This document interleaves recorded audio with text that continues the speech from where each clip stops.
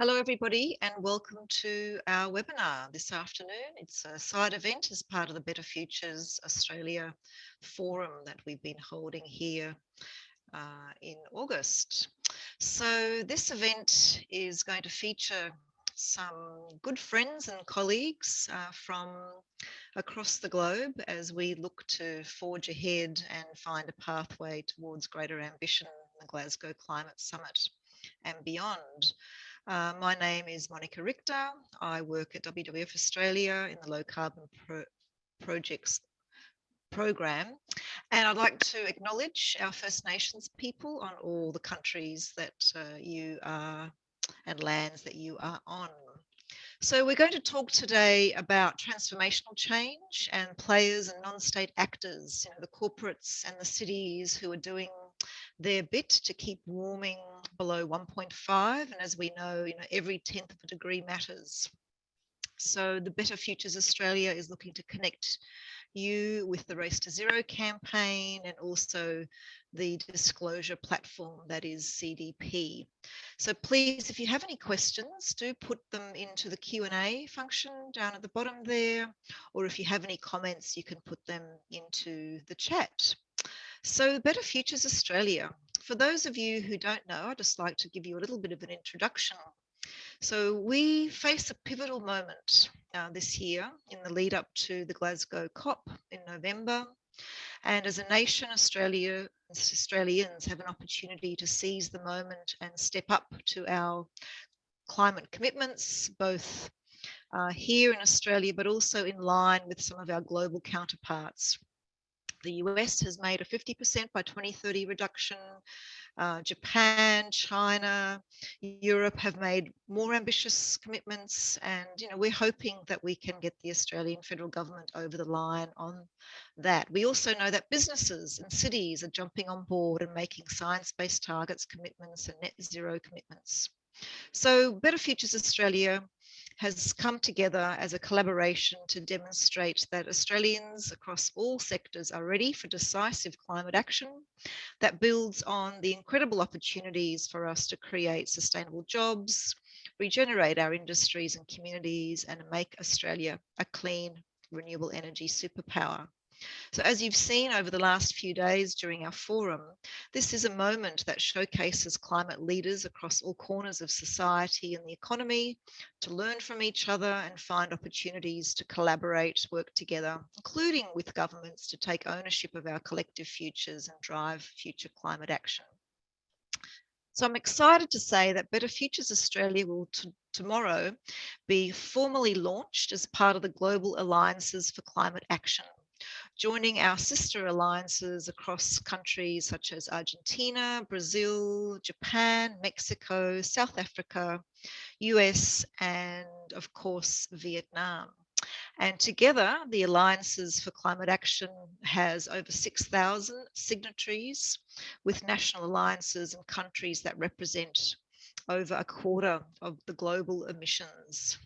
So Better Futures Australia and the Alliances for Climate Action, they represent a new form of climate leadership, creating what we're calling this positive ambition loop, signalling to national governments that actors in our economies and societies are ready and willing to create inclusive, equitable, zero carbon transitions.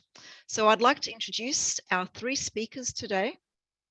One, my colleague from WWF America, US, who works for the Alliances for Climate Action and the Race to Zero campaign, Manjot Ahluwalia, who's the senior program manager for US and international climate cooperation.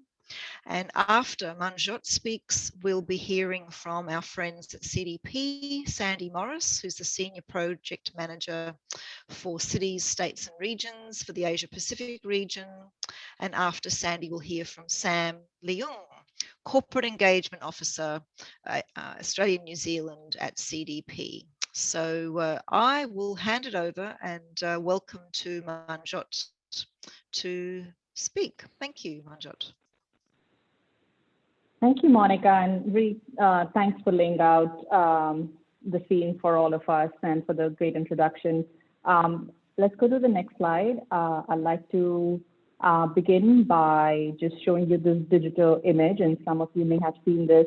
It's basically the cover of the newly released IPCC AR6 report, which really speaks to the scientific evidence that how human beings are really causing a changing planet with extreme weather events and heat, and where we are dangerously locking ourselves into a future which could exceed the scientifically recommended 1.5C limit. However, the report also says that if we all work together and transform our systems and the way we work, we could really be able to change our future only if we act together. So going to the next slide with that hopeful note, this is essentially the climate challenge for the entire community, where if we were to stay well within the safe limits, temperature limits that our scientists say we should to avoid devastating impacts, we really have to slash emissions 50% by 2030 and be net zero by 2050. Next. And while this is a daunting task, we do know that this is possible and it's already happening if cities, states, universities, businesses, faith, cultural, health institutions, and other civil society actors work together with national governments. And together, these actors are called subnational and non-state actors. Next. And we also know that there's significant potential if these actors work together.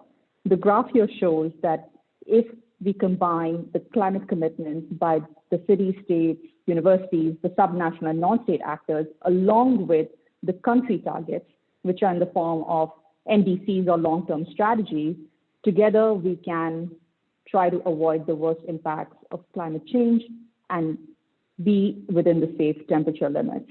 Next.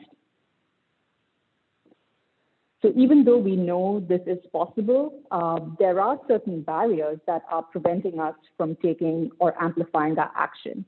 So at the global level, we know that even though actors are working and taking commitments, we know that at the global level, this is very much confined to countries that are belonging to the global north, and we don't see a lot of this action in global south.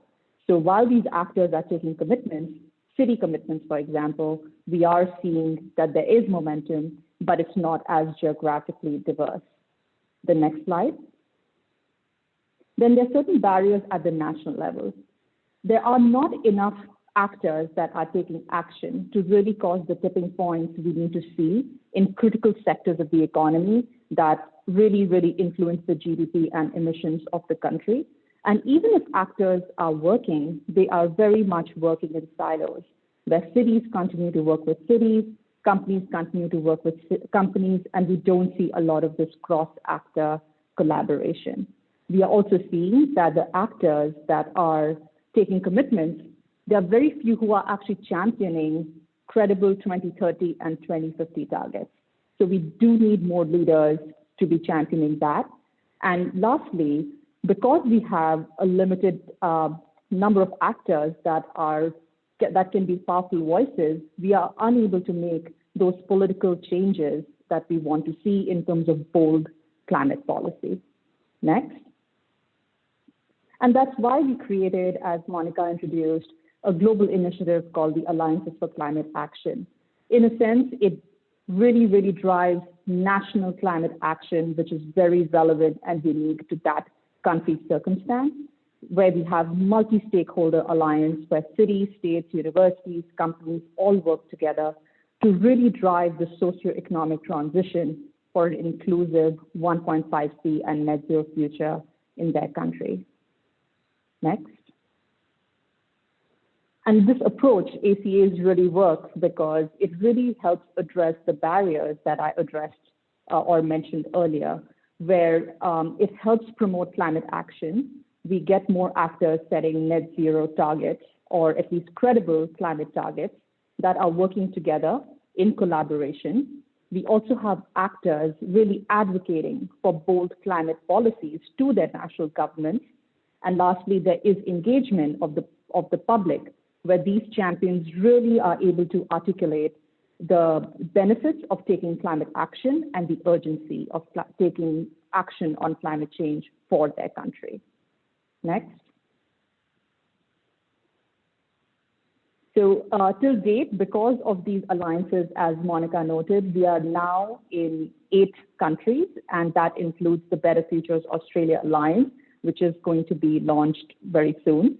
And together, these countries represent 23% of the global greenhouse gas emissions. And we did start in 2018 with America's All In, or We Are Still In, which started in earnest as a response to the former Trump administration's intent to withdraw from the Paris Agreement.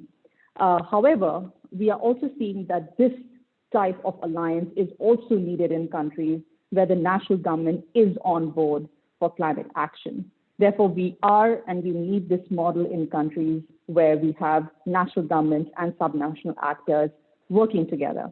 But where countries are laggards in terms of federal government's support for climate, these alliances, such as the one in Australia and other countries, are important because these really create that durable infrastructure of actors at the subnational level that are willing and are ready for the transition in their countries. Next.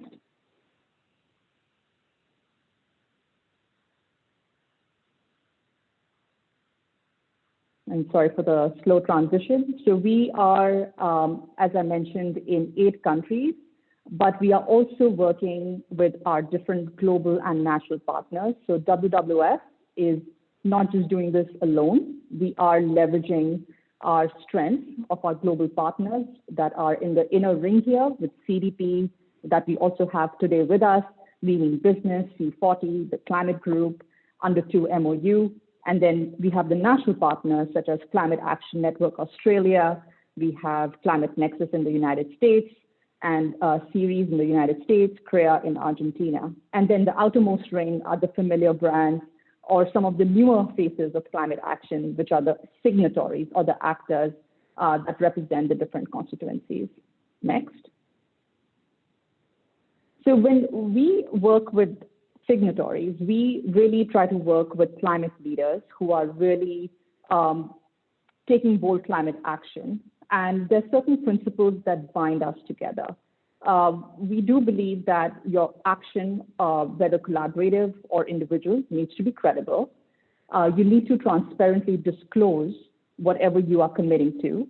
You need to work with each other on reaching your goals faster.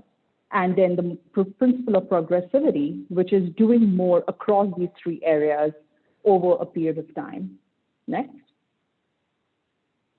And while we want to work with climate leaders, we also understand that every actor is in its different journey to 1.5C or to climate action. So we really like to, with those principles in mind, work with signatories where they are. We meet them where they are, and we take them on this journey to net zero or 1.5C, where we really, really try to work on, along with our partners, understanding what's your carbon footprint, how do you disclose, which is where CDP comes in, and take them on a journey so that eventually that actor becomes fully aligned with 1.5C.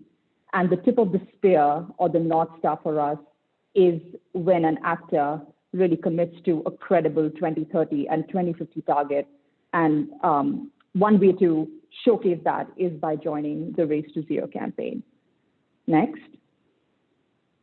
And so here I'll quickly mention what this campaign is about and how with BFA support you could get involved. Next. So this campaign began in 2020 and it was established by the 2 climate champions, Gonzalo Munoz and Nigel Topping. And the idea was to rally actors, which are your cities, states, universities, companies, to have them set credible 2030 and 2050 targets.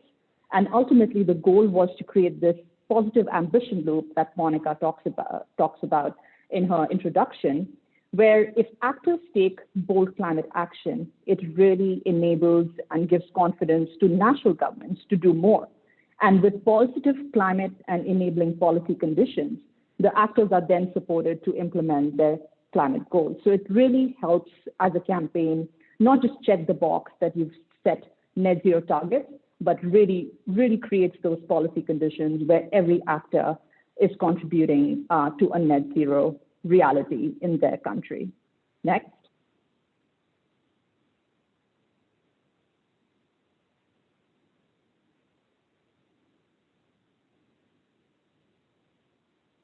I do see a lag. Is it just at my end or it's for everybody? Oh, something's happened to the slides.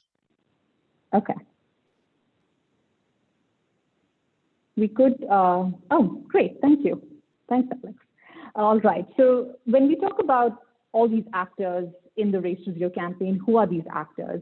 Well, so we have around, the Race to Zero campaign has over 4,600 members who are in the Race to Zero campaign, and they are across the economy. They represent 15% of the global economy, 7% of the global emissions, and 0.62 billion in population.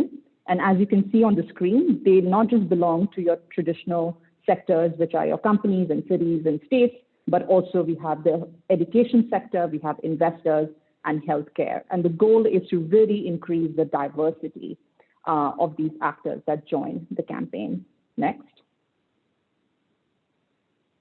And then by COP26, the goal of this campaign is to really increase the pie and the share, where actors are representing a large chunk of the CO2 emissions of the global population and the economy.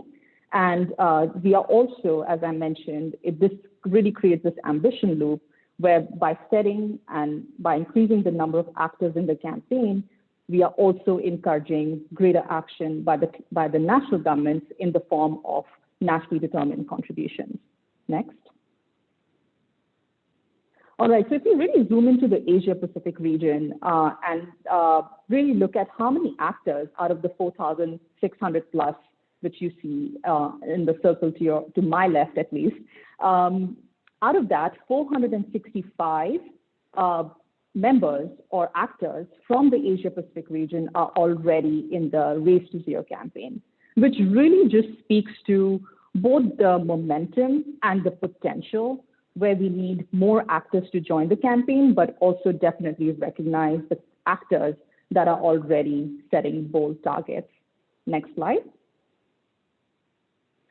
Now, further, if we zoom in on those 465 actors that are in the Asia Pacific region that belong to the Race to Zero campaign, out of that, 140 are in Australia and Vietnam. And the reason why we are focusing on these two countries right now is because most of the audience tuning in is from those two countries today.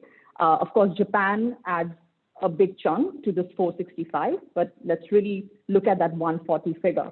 And let's see that how are we doing in terms of constituencies.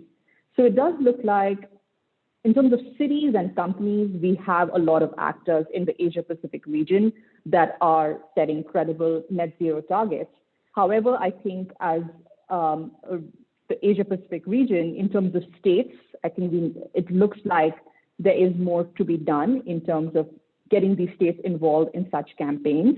And I think the same for investors and universities. We really need to increase the pie of all the actors in the Asia Pacific region setting those targets. Next. All right, so now the next question you may ask is, this all is great, Manjot, but how do I join the Race to Zero, right?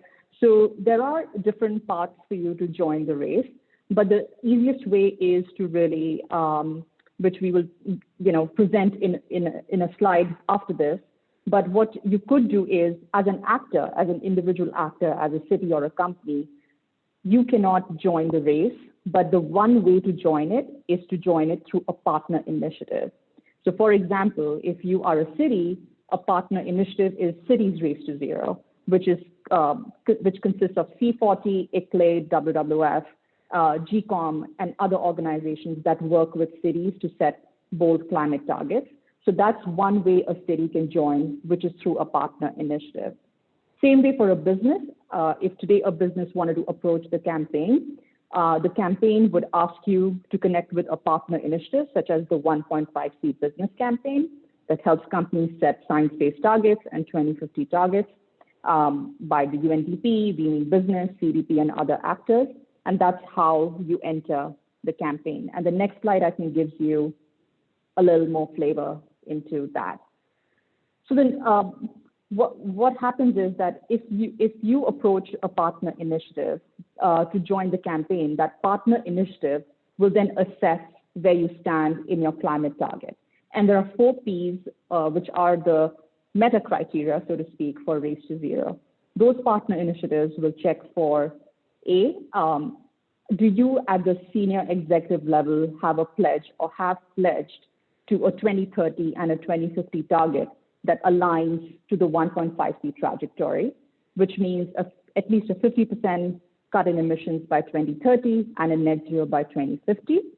Then do you have a plan to get to that target? So do you have a plan within 12 months where you have a roadmap to get to your interim and long-term targets? The third P is proceed, which is, are you taking action today to get to your goal? Or are you waiting till 2045 to reach your 2050 target? So really, this urgency of really taking action today is one of the criterions.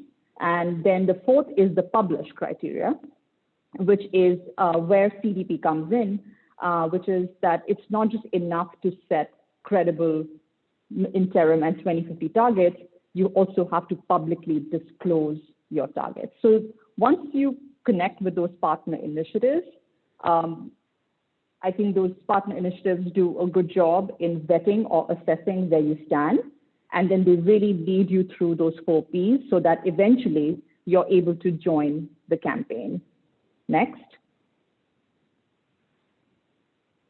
And this just is a slide which shows all the partner initiatives that I mentioned, and they keep increasing the number of partner initiatives. And some of the familiar ones on the screen are the cities Race to Zero, the Under 2 MOU, Being Business, Business 1.5C, SME Hub that works with smaller companies. So there are different paths through these partner initiatives depending on the constituency you are. And the next 2 slides that you will see, Alex, if you can go to the next one, you'll be able to see that if you're a business, then it also is divided by, are you a large business? Are you an SME? Are you a financial institution? And who all can you reach to join the campaign? And then the next slide shows that if you're not a business, if you're a city, a region, or any other constituency, you have these partner initiatives to go to. Next. Now, I think the benefit of the Better Futures Australia is that it serves as a clearinghouse to connect you to those partner initiatives. And Better Futures Australia is an accelerator to the Race to Zero. So that's one other pathway to get to the Race to Zero campaign. And accelerators are initiatives such as the Better Futures Australia that really connect you to those partner initiatives. And they really help amplify the message of the campaign to their signatories. Next. So ACA has been declared as a Race to Zero accelerator, which in a sense means that all our national alliances, including Better Futures Australia, can play the role of accelerators where they can serve certain functions that an accelerator would serve in their country. And to just give you an overview of how ACAs is adding value to the campaign as an accelerator is essentially that we are really working with our actors to drive credible climate targets. But what our value add is that we bring geographic diversity as well as constituency diversity to the campaign. We also help amplify the campaign through local messengers and local languages. For example, we do national briefings and regional briefings on the Race to Zero campaign. And this is probably a small example of how we spread the word of the campaign in the Asia Pacific region. We also, as accelerators, try to promote a sense of collaboration, which is very important to drive those tipping points in critical economic sectors, such as transport, buildings, agriculture, energy. And the advocacy piece is also very, very crucial because the campaign also stresses a lot on the positive ambition loop, where net zero targets can really give confidence to national governments. As ACAs, we try to promote the 2030, 2050 higher ambition by advocating the same to our national governments. And lastly, we really try to create this very durable infrastructure for climate action to really create that national leadership and inclusive net zero future in the national context. Next. All right, so just with this, just the last few slides here. So this just basically shows how ACA and in effect BFA in Australia, the Vietnam Coalition for Climate Action in Vietnam, can really accelerate the campaign and really drive more actors to take net zero targets. So this shows that BFA, for example, can help amplify and accelerate the race in two ways. In one way is that it already works with its existing signatories and drives them to join the campaign. And these signatories could be the ones that either already have a net zero target and are not a part of the campaign, or don't have a target and they want to get on a path to setting a net zero target. So that's one way of working with the signatories that you have. The second way BFA can help amplify this race is really by recruitment. So we already know that 465 members in the Asia Pacific region are part of the campaign. Can we draw those 465 or a subset of those to BFA so that BFA consists of leaders who are really driving credible climate action? And the fourth way is recruiting those that don't fall in either of those categories and work with actors in the Asia Pacific region to really drive the message of net zero so that we attract those climate leaders in BFA and, in a sense, contribute to the global momentum of the Race to Zero campaign. So Asia Pacific region has a lot of potential. There are all the actors taking action, but by joining BFA and as an accelerator, BFA can really guide you through your path to join the Race to Zero campaign. Next.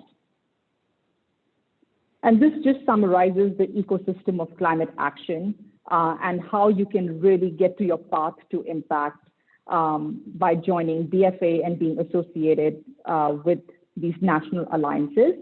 As we saw in the slides before, ACA's work, or BFA in effect, works with all actors to get them on a journey to 1.5C. And the target is to really get to the 1.5 North Star, which is exemplified through the Race to Zero campaign. And the campaign asks for a pledge, a plan to proceed and to publish. And we have global partners and national partners such as CDP that can really help you on the publish aspect of the Race to Zero campaign. So with that, I would give the floor back to Monica. And I just want to put a plug that if you have questions about the Race to Zero campaign in Australia, we have put down Monica's email, and we hope you can be in touch with us regarding the campaign and BFA. Thank you so much, and over to you, Monica. Thank you, Manjot. That was a really inspiring presentation on both the Alliances for Climate Action as well as the Race to Zero. I feel as if I'm running a marathon here as I get to put my Race to Zero campaign hat on. So I guess I'm keen to ask a question for you. So you've answered one of my questions, which is, if you're as an organization interested, people can get in touch with me. But what are the practical ways that we will be able to help those organizations? What are we going to be able to do for them practically? Sure. So if there's a city, for example, that has already set a net zero target, but is not a part of the Race to Zero campaign yet, then as BFA and with your clearinghouse role, what you can do is direct them to a partner initiative, which is Cities Race to Zero. And that is something, if that signatory does not have access to, then we have access to. We have exactly the people who you need to talk to, who can help you. They may or may not be pertain to your region, but definitely someone who can help you really understand whether your net zero target or your existing target really meets the 4 Ps, so that you can really come into the campaign. And if you're not there yet, I don't think there is anything to despair, because I think those partner initiatives really try to then work with you on how you can really check those boxes, the 4 Ps, and eventually join the campaign. So I think this is, as long as we view this as a journey, understanding that not every actor today has met the 4 Ps yet, but there are resources to help you to get there. That's right. It's a radical collaboration, isn't it? I'm sort of getting to like that term. Well, that was great. I do have some questions in the chat, but and the Q&A, but we'll come back to you at the end when we've heard from colleagues from CDP.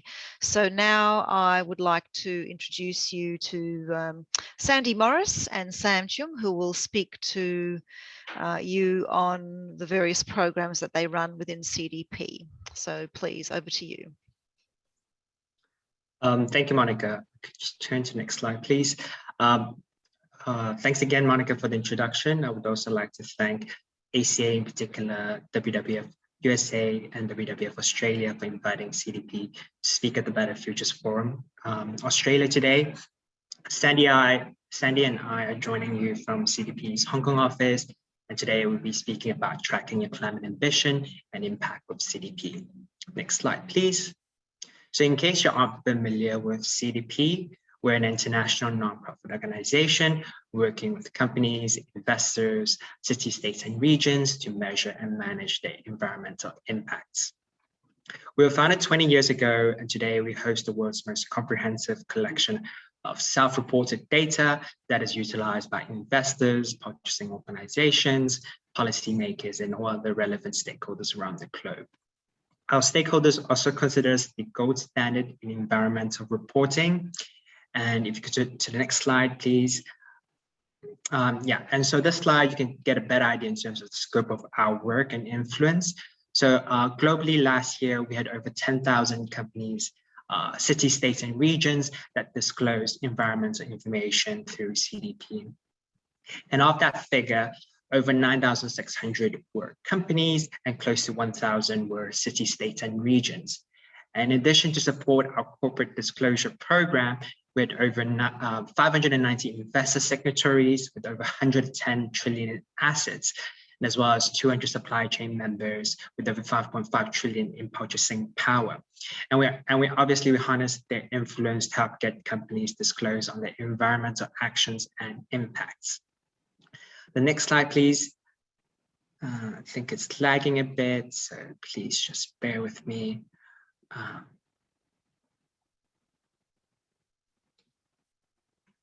There. So on this slide here, you can see an APAC breakdown, Asia Pacific breakdown in terms of disclosure figures for corporates. And despite the challenging year due to COVID-19, we had over 3,000 companies with headquarters from 21 countries and regions across Asia Pacific that disclosed environmental data against CDP's climate change TCFD aligned questionnaire. And this accounted for a 20% growth across APAC when compared to 2019. And of those 3,000 companies, 114 were from Australia. And we've also seen a 15% increase when compared to 2019. This was interesting to know that among those 114 companies, 2/3 of them are in the XX200, so those largest companies with influence in Australia. I also know that we have some Vietnamese audience today, so I also want to highlight that we had 18 Vietnamese companies disclosed last year, and that was mainly through our supply chain program. Next slide, please. So in this slide, you can see the disclosure figures for cities, states, and regions, which we had over 130 last year. And in terms of a further breakdown for Australia, cities, states, and territories, it makes up the largest portion of disclosures from any country across APAC. We've also seen a growing momentum in terms of this figure for this year, despite COVID. And it's also interesting to know that 5 of those 21 Australian cities disclosed for the very first time last year. And we're also expecting more Vietnamese companies to disclose in 2021. And now I'll pass it to Sandy to speak a bit more about the benefits of disclosure. Sandy, over to you. Perfect. Yeah, thanks so much, Sam, and also to Manjot and Monica for the nice overview of ACA and Race to Zero. All right, so now that we've kind of covered who we are and what CDP does, let's move on to the why. So what are the benefits of disclosure? So firstly, disclosure helps you to improve your climate strategy in a few key ways, whether you're a company, a city, a state, or a territory. It provides a framework for you to measure and monitor your progress against your targets and helps you sort of think through any gaps in your climate action. It allows you to learn about climate actions of other companies or cities, states, or regions, including best practice both in your region and around the world. We also provide benchmarking and feedback to cities and companies on their reported data through our CDP scoring. And next slide, please. And so this brings me to another key benefit of disclosure, which is to really show leadership and gain recognition for the action that you're taking. And so through our scoring, we celebrate cities and companies who score an A as environmental leaders. And for cities in particular, there are several other global initiatives shown here, which you can join through our platform. For example, the Race to Zero campaign, as mentioned earlier, and also the Global Covenant of Mayors. And these types of global campaigns can really help to unite and amplify the voices of cities, particularly in the absence of national climate leadership. So CDP partners with an organisation called ICLAI to essentially act as the reporting platform for all of these different cities initiatives. And I'd like to emphasise that the reporting requirements are all relatively aligned, and you can report to any of them through our single streamlined questionnaire. And next slide, please. If you're a company, there are a couple of other key benefits to note. So our corporate questionnaires are fully aligned with the TCFD recommendations, or Task Force for Climate-Related Financial Disclosures. And investors and our other data users rely on our CDP data to make informed investment analysis and decisions. Our platform also helps companies themselves with their annual tracking for progress on TCFD and science-based targets globally. And I'll now pass it back to Sam, who will talk a bit more about science-based targets and how this all fits in with the Race to Zero reporting requirements for companies. So back to you, Sam. Thanks. Next slide, please. Great. Thank you, Sandy. So the SVTI, when we speak about science-based targets, we definitely need to speak about the Science-Based Targets Initiative, also known as the SVTI. It was founded in 2015 as a collaboration between 4 partner organizations, which are CDP, WRI, WWF, and UNGC that you can see on the screen, in collaboration with We Mean Business Coalition. So the SVTI, the main goal of the SVTI is to drive ambitious climate action in the private sector by enabling companies to set emission reduction targets, which are based on the latest climate science and also consistent with the goals of the Paris Agreement. The SVTI is also the only platform globally that validates science-based targets. I'll speak a bit about that in the next slide. Next slide, please. So in the recent months, I'm sure we've seen more commitments from companies as well as from countries committing to a net zero by 2050. But the question is, how can they get there? And that is through setting science-based targets, also known as SBTs for short. So SBTs are short to medium term corporate emission reduction targets that are in line with the level of decarbonizations needed to limit global warming to within a 1.5 to 2 degrees above pre-industrial levels. It is also a key tool to help companies prepare for and accelerate the transition to a zero carbon economy. To put it in simpler terms, science-based targets helps your companies determine how much and how fast they need to reduce with their greenhouse gas emissions. And by setting science-based targets, it guides long-term strategic and investment decisions, which are means needed for companies to reach the long-term goal of the net zero commitments that they make. So next slide, please. So here on the slide, you can see the scope of SVTI's work to date. So we have close to 1,700 companies that have joined the SVTI, and over 700 companies have committed to align their reduction with a 1.5 degree future. It is also worthy to note that 80% of companies with science-based targets are CDP disclosing companies, and CDP is the only platform currently that helps SVTI to track progress on committed and validated science-based targets. Next slide, please. I know that Manjot and as well as Sandy spoke a bit earlier about the Race to Zero, and one of the campaigns within that is the Business Ambitions for 1.5 Degree, which was launched in June 2019. So this campaign is led by SVTI, UNGC, and in collaboration with the Women Business Coalition. So this campaign is essentially an urgent call to action for companies to set emission reduction targets aligned with a 1.5 degree future. And if anything, and echoing a bit on what Manjot said earlier, the recent IPCC's sixth assessment further stresses the urgency to dramatically reduce emissions and as well as to prevent irreversible catastrophic damages to climate impacts. Now, how can you actually join the business ambitions for the 1.5 degree campaign? Go to the next slide.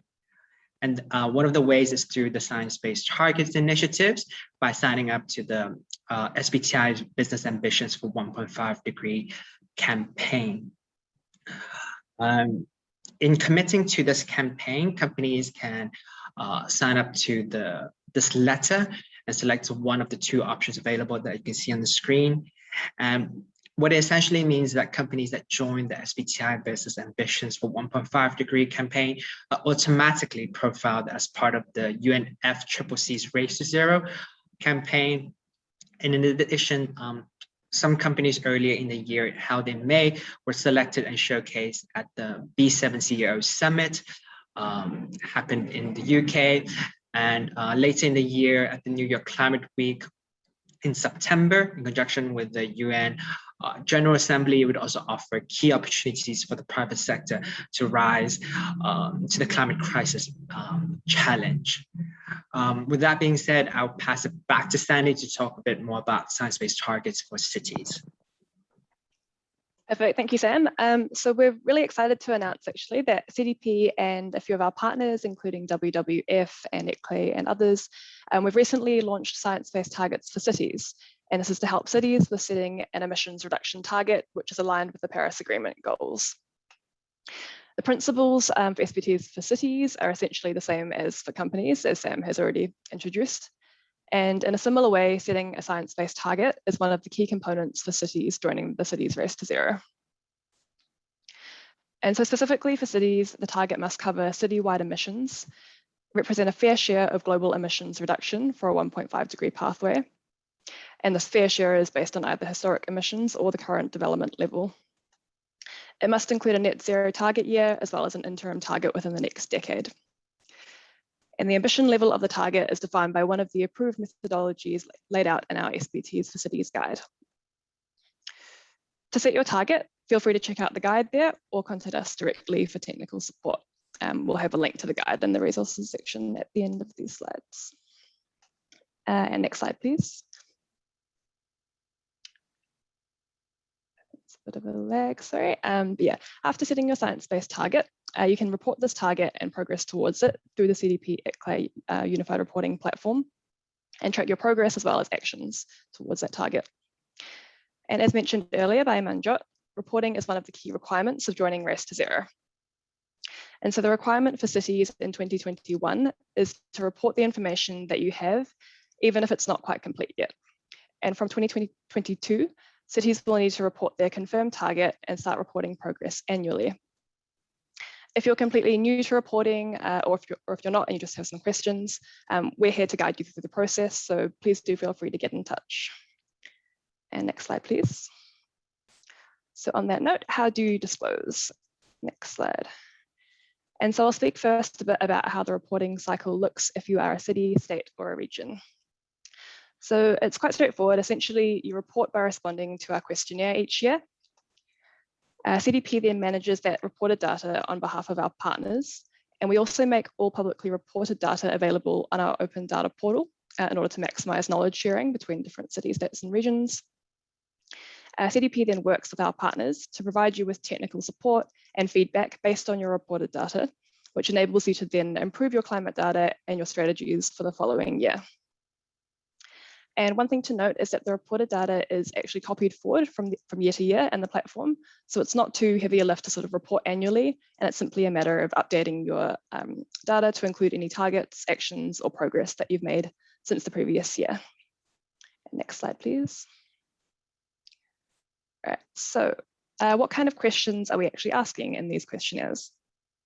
So essentially, it's a series of sections, as you can see here on the slide.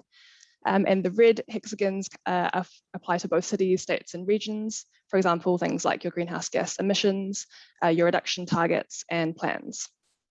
And similarly, on the adaptation side, we ask about climate hazards and adaptation goals and plans. For cities, as you can see in the purple, there are also some sector-specific questions, for example, buildings, food, and waste.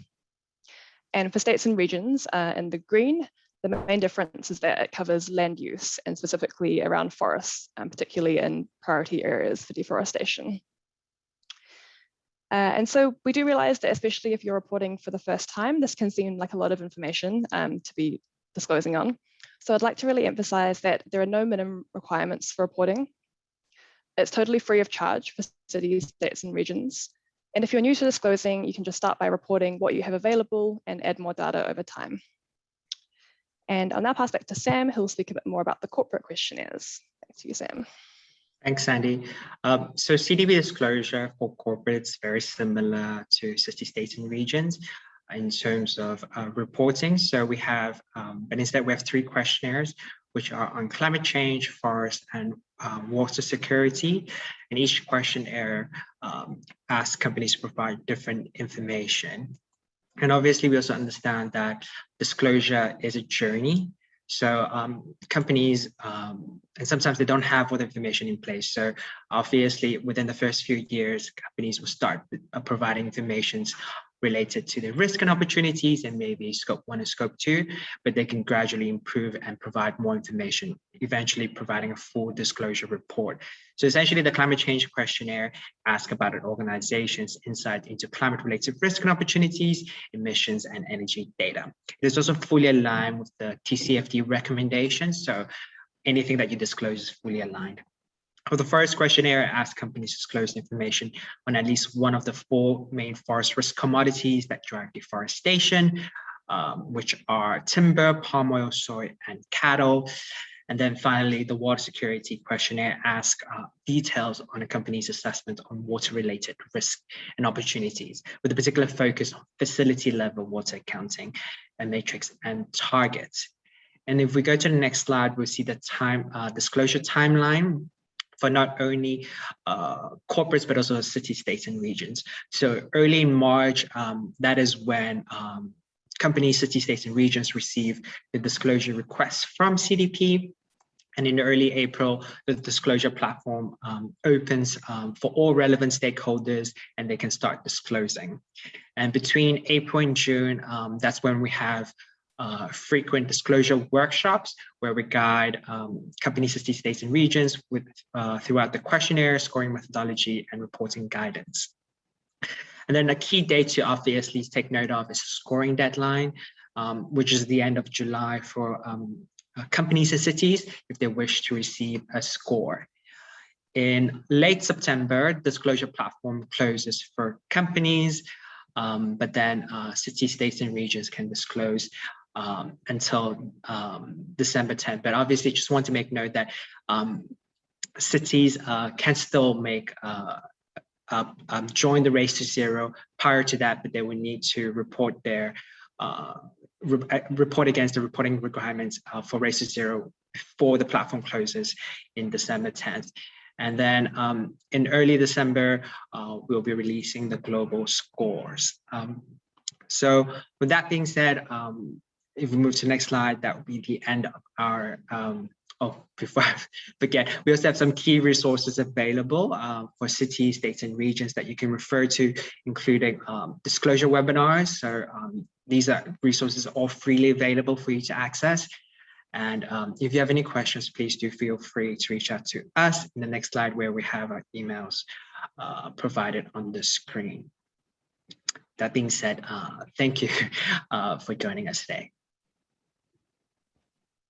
Thanks, Sam, and thank you to Sandy. That was really interesting. I'm very excited to hear that we've got a science-based targets initiative for city reporting as well. I think that's going to be of real interest to our cities in Australia.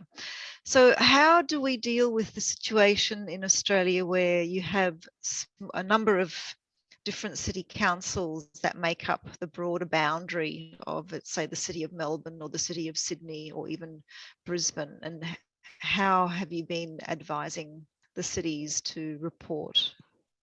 Yeah, it's a great question. We often kind of get that question from, I guess, smaller councils about, can I still disclose as a city, even though I'm part of a larger city such as Melbourne or Sydney? And that's not a problem at all. There's no limitation in terms of what size you can be. I think some of our largest cities are up to, 25 million population, and then down to sort of really small towns with only 100 or 1,000 citizens. So there's really no limit to what size a city can be in order to disclose. We find that there's kind of different strengths that you can have as a smaller council. Even like you might have a smaller scope of what you can achieve, but you can often achieve a lot more within your small population. So we definitely encourage cities of any size to disclose. And in fact, we do have a few smaller councils within Melbourne, as an example, who disclose as well as the larger city of Melbourne. So that's not a problem at all, any shape and size, basically.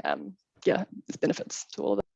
Fantastic. And we know that what you don't measure, you can't manage. And, in this case, for some of the cities and some of the different areas that you put up for measurement, how do cities start to capture that data when they haven't really been on that journey previously? I'd be interested to hear what your sort of technical resources are and what recommendations you make to them.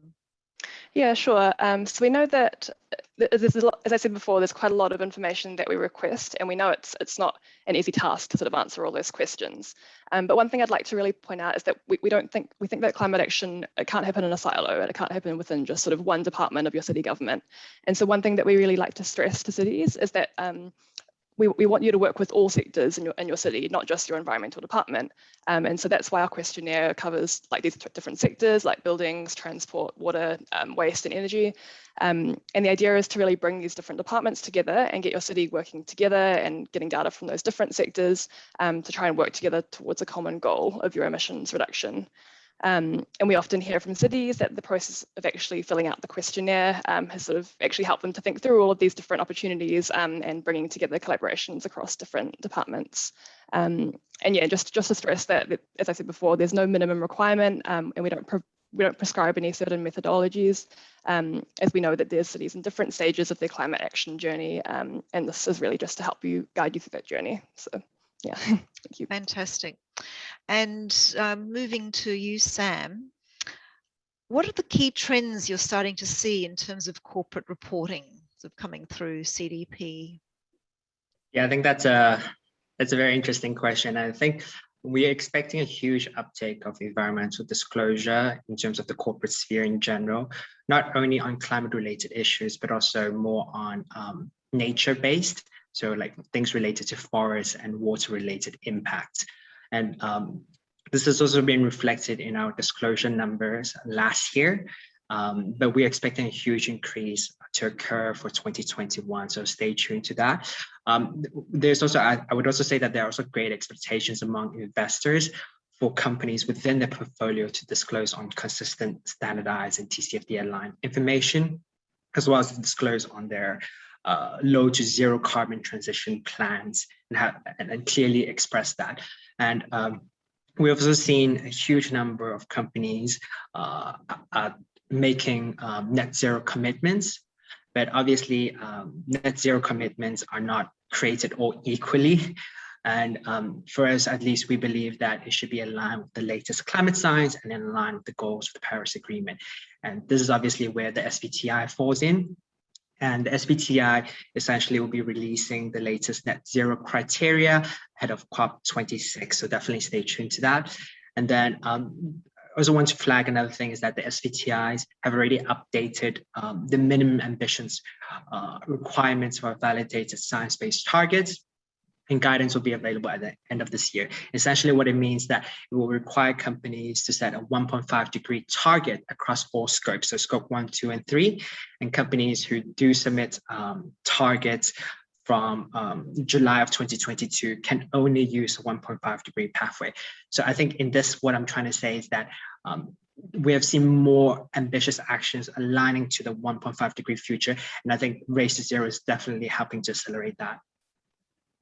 Yeah, no, it's really good to see that the Race to Zero and the 1.5 are the kind of the new standard for companies setting their targets there. So, you know, the hardest elements, a bit like cities, the hardest elements for companies is reporting on their scope 3 emissions. And I guess I'd be interested to hear from you, how does CDP help companies with their scope 3 and their disclosure processes around that? So I think in terms of disclosure in general, I think the hardest thing first would be to have board level buy-in, which I think is very essential in terms of setting targets or goals internally and measuring emissions, or just identifying existing data gaps that you have within a company, because board level oversight as well as having C-suite level accountability is very critical for helping the company accelerate towards this zero or low carbon future that we speak so much about. And I think in terms of identifying scope 3 emissions, I think this is a very difficult thing that a lot of companies do encounter. And obviously there are resources available, such as the Greenhouse Gas Protocol, which have a specific document just on scope 3 accounting. And obviously, I think within the 17 categories, I think the easiest would be accounting for the flights and transports that are indirectly emitted. But I think that from the recent reports that we have released, identifying how the financial sectors are having a huge impact in terms of the scope 3 emission through their investments, we've identified that they are 700 times more likely to emit emissions than a regular corporate. So obviously we're trying to involve them with much more and helping them to align their portfolios in terms of this zero or low carbon economy shift that we speak about. And we also have, in addition, we also have a supply chain program available at CDP, where it helps companies measure and manage their scope 3 emissions. So in Australia, for example, we have Telstra, Transurban, and Downer EDI, who are members, but globally we have a lot of members. So this initiative was started with Walmart, where they were looking for ways to measure and manage their emissions, but this has exploded into this global program where we have now more than 200 members. And earlier on, I think if you see from the slide where I talked about the disclosure numbers, you might notice that a majority of disclosing companies come from China, Taiwan, and Japan. And that is because a lot of the large corporations or purchasing organizations have extensive supply chains within these regions. And these companies make up a lot of these disclosures happening in these areas.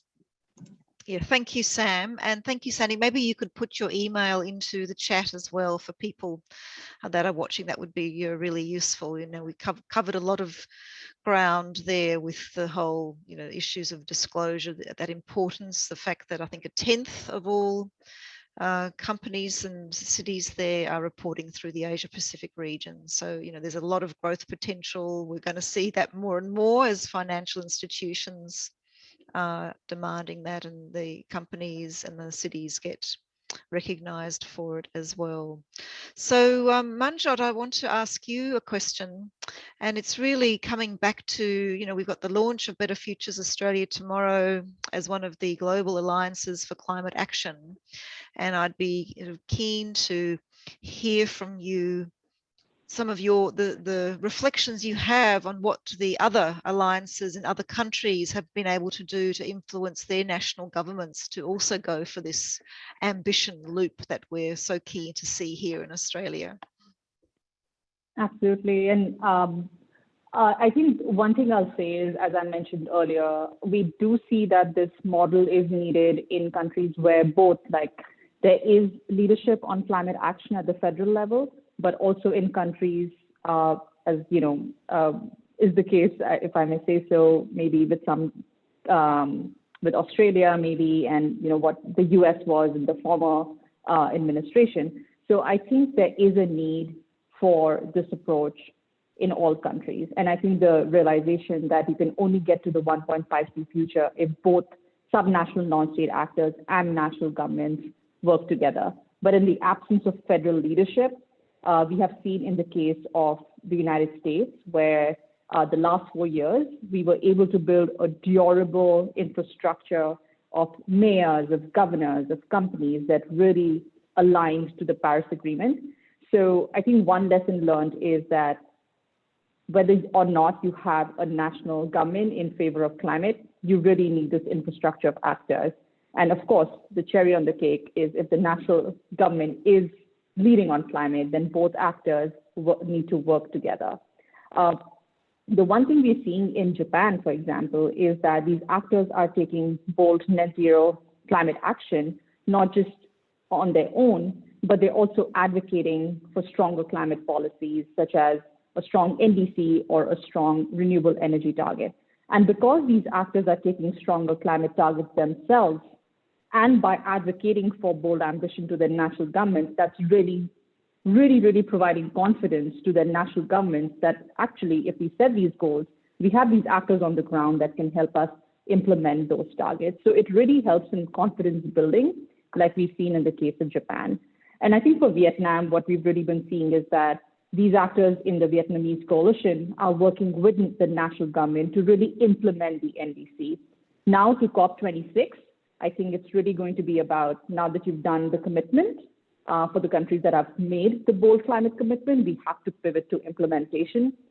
So on the road to Glasgow, we not only have to look at ambitious target setting, but with an eye to implementation, because the next 10 years is really about the delivery. And I think we are very hopeful with the accelerator approach that ACAs and in effect BFA will play to contribute to this momentum through the Race to Zero campaign and with the help of our global partners such as CDP. Yeah, absolutely. Well, I think that comes to the end of our webinar today, which has been really interesting to hear our presenters talk about the Alliances for Climate Action, the Race to Zero campaign, the suite of tools and programs that are in place through our partners at CDP to help drive that level of ambition and that ambition loop, and the 4 Ps of plan and pledge and what's the other one? Proceed and publish. Proceed and publish. Right, we've got them. So please thank everybody, thank me, thank you for being here, and we look forward to to working with you in the future. All right, we'll talk again later. Bye-bye. Thank you, Monica. Thanks everyone for joining.